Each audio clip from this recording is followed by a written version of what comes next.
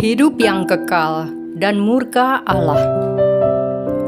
Renungan diinspirasi dari Injil Yohanes bab 3 ayat 31 sampai 36. Yohanes Pembaptis memberi kesaksian tentang Yesus di hadapan murid-muridnya. Siapa yang datang dari atas, ada di atas semuanya. Siapa yang berasal dari bumi, termasuk pada bumi, dan berkata-kata dalam bahasa bumi. Siapa yang datang dari surga, ada di atas semuanya. Ia memberi kesaksian tentang apa yang dilihatnya dan yang didengarnya, tetapi tak seorang pun menerima kesaksiannya itu. Siapa yang menerima kesaksiannya, ia mengaku bahwa Allah adalah benar. Sebab siapa yang diutus Allah, dialah yang menyampaikan firman Allah, karena Allah mengaruniakan Roh-Nya dengan tidak terbatas. Bapa mengasihi Anak dan telah menyerahkan segala sesuatu kepadanya. Barang siapa percaya pada Anak, ia beroleh hidup yang kekal. Tetapi barang siapa tidak taat kepada Anak, ia tidak akan melihat hidup, melainkan murka Allah tetap ada di atasnya. Demikianlah sabda Tuhan. Terpujilah Kristus. 2 hari lagi adalah peringatan akan kepergian anak saya yang kedua menghadap Bapa. Masih terasa seperti mimpi. Dia sudah pergi, tetapi selalu hidup di batin saya. Rasa rindu dan memori bersama dia menyelimuti kalbu sepanjang waktu. Ada harapan untuk bertemu kembali di dalam iman. Percaya akan Allah, semua akan baik dalam pemeliharaannya.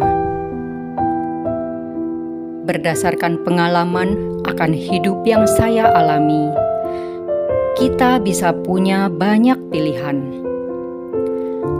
Apakah kecewa, marah, dan hilang kepercayaan kepadanya, atau malah merasa lebih dekat dan pasrah kepadanya? Dalam ayat emas di atas, Yohanes Pembaptis mengatakan, ada 2 pilihan bagaimana kita menanggapi kehadiran Yesus dalam perkara hidup kita: percaya atau tidak taat. Akibatnya juga ada 2: hidup yang kekal atau memperoleh murka Allah. Menurut Yohanes, tidak ada pilihan netral antara percaya dan tidak taat. Percaya akan Allah adalah wujud iman, tanggapan atas kasih Allah. Bila iman kita penuh, maka akan bertahan sampai akhir, tidak terpengaruh kondisi emosional maupun keadaan. Dalam kasus saya, serta banyak juga rekan yang mengalaminya, kehilangan anggota keluarga tercinta sempat membuat saya mengalami goncangan jiwa karena kecewa dan kedukaan yang dalam. Ada yang bertanya, bagaimana saya bisa tetap teguh dan dapat melanjutkan hidup dalam iman yang sama? Inilah namanya percaya kepada Allah secara mutlak, tidak setengah-setengah dan tidak goyah. Karena hidup maupun mati saya adalah milik-Nya. Saya bersyukur atas kasih Allah yang menguatkan, yang selalu ada di samping saya, yang selalu menopang dan memelihara saya. Kasih Allah lah yang memungkinkan saya tetap teguh dan percaya, bertahan sampai akhir, dan tetap aktif dalam pelayanan gerejani.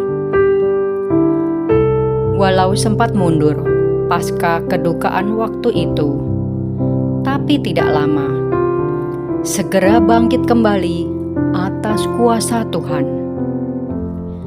Ini memungkinkan saya melanjutkan kehidupan dalam iman yang lebih kuat dan iman yang sudah diperbaharui. Marilah berdoa. Allah Bapa yang bertahta di dalam surga, peliharalah iman kami untuk selalu percaya dan penuh pengharapan kepadamu melalui Tuhan kami Yesus Kristus yang bangkit dan menyelamatkan kami sekarang dan selama-lamanya.